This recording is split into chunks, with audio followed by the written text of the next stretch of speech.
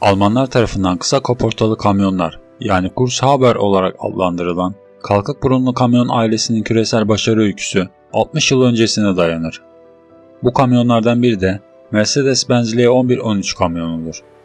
Araç Daimler-Benz AG tarafından Mannheim'daki Mercedes-Benz fabrikasında üretilen Mercedes-Benz markasının iki dingilli orta hizmet tipi kamyonudur. O dönemin kamyonlarına gelince Avrupalı araç üreticileri hızla değişen otomotiv dünyasının modern çağının dönüm noktasındadır ve Avrupa otomobil endüstrisindeki radikal değişiklikler 1950'lerin sonlarında başlar.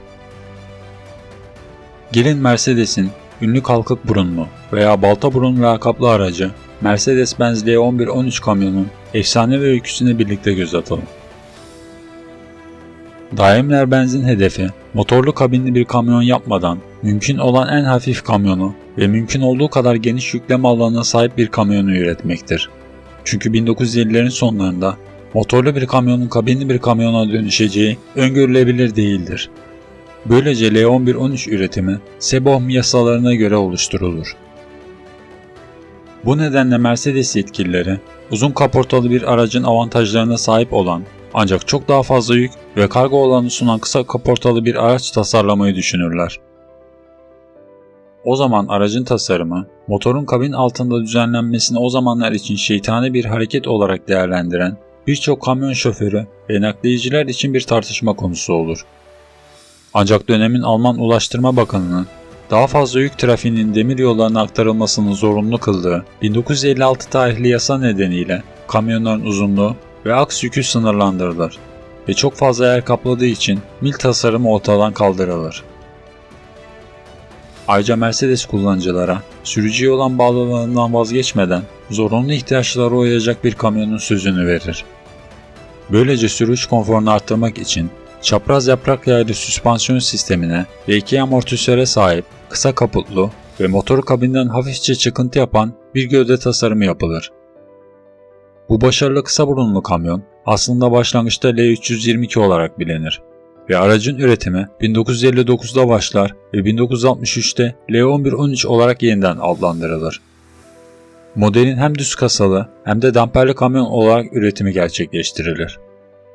Ünlü Mercedes-Benz L1113 kamyonlarının resmi premieri Stuttgart'ta gerçekleştirilir ve kamyon üretimi 1984 yılına kadar devam eder. L1113, L1111'in halefi olarak 1970'lerde piyasaya sürülür ve kısa sürede satış başarısı yakalar. Önceki versiyon olan L1111 modelinin en büyük eksikliği çok güçlü olmaması olur.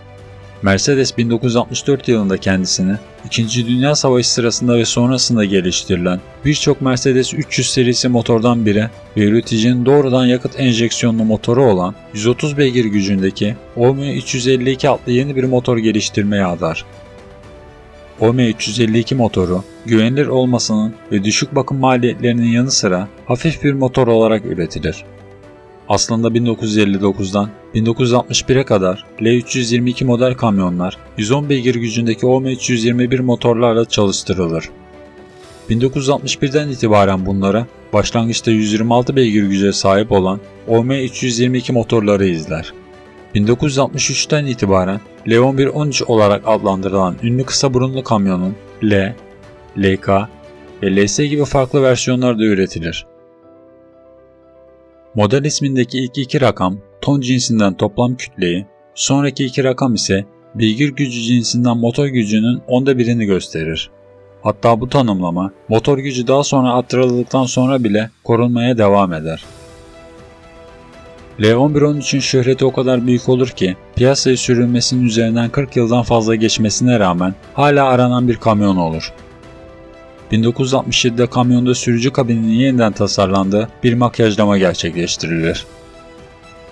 168 beygir gücündeki daha güçlü bir motor ile yeniden üretilen L1113'ün son makyajı 1980 yılında gerçekleştirilir. Kamyonun el freni mekaniktir ve arka tekerlek frenlerini etki edecek şekilde üretilir. Bölünmemiş rot koluna sahip bilyeli devir daimli direksiyon sistemi de Daimler-Benz tarafından üretilir. Fren sistemi tedarikçileri arasında Daimler-Benz'in yanı sıra Bosch ve Tevez de yer alır. Özellikle Brezilya ve Arjantin'de tüm zamanların en çok satan kamyonlardan biri haline gelir. 1984'te üretim bitene kadar 207 binden fazla satışı gerçekleştirilir. Ülkemizde de bir zamanlar resmi kurumlarda, özellikle de itfaiye aracı olarak kullanılan ve genellikle 911 olarak bilinen Mercedes L1113 modeli, tombul korna butonlu direksiyon simidi, çivi gibi uzun kontak anahtarı, arkadan görünüşteki sarı kırmızı stop lambaları ve kapı ve cam kollarına kadar inen bir dönemin şiir gibi araçları arasında yerini alır.